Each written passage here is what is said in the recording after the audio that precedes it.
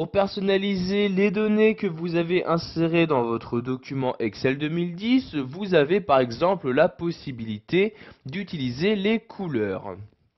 Donc, avant de pouvoir insérer donc une couleur sur l'une de vos données, vous devez sélectionner là où les cellules en question.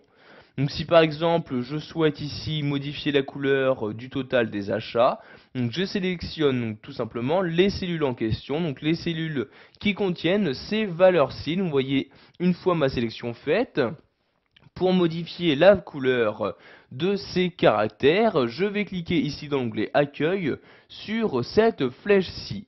Donc vous voyez donc maintenant un menu apparaître, donc menu qui va vous afficher les différentes couleurs proposées par le tableur d'Office 2010. Donc vous avez donc accès à ces différentes couleurs.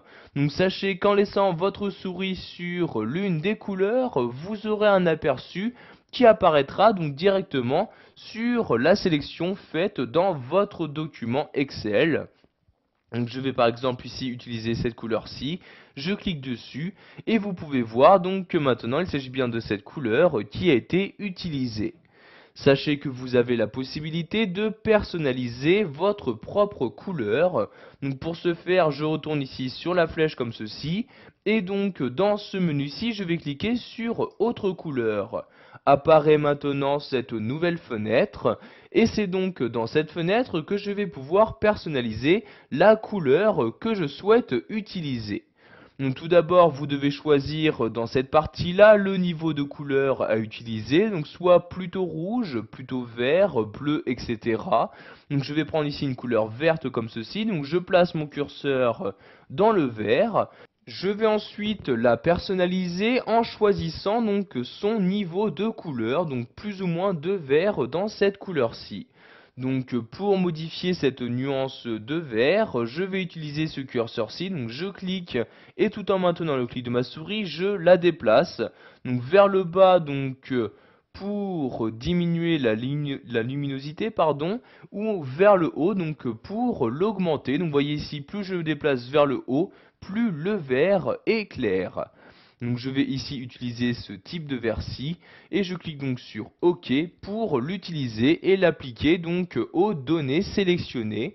Donc vous pouvez voir si maintenant je désélectionne mes cellules, il s'agit bien de ce vert-ci qui a été appliqué donc au total de mes achats. Nous allons maintenant voir qu'il est possible d'appliquer donc une couleur de fond à vos différentes cellules. Donc pour ce faire, vous devez tout d'abord sélectionner les cellules en question. Donc je vais ici sélectionner les lignes d'en-tête de mon tableau.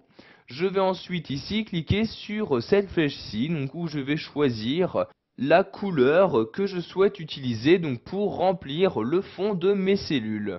Je vais par exemple ici prendre le jaune comme ceci, je clique donc sur le jaune et vous pouvez voir maintenant donc pour chacune des cellules sélectionnées, il y a donc un fond jaune qui apparaît donc en arrière-plan.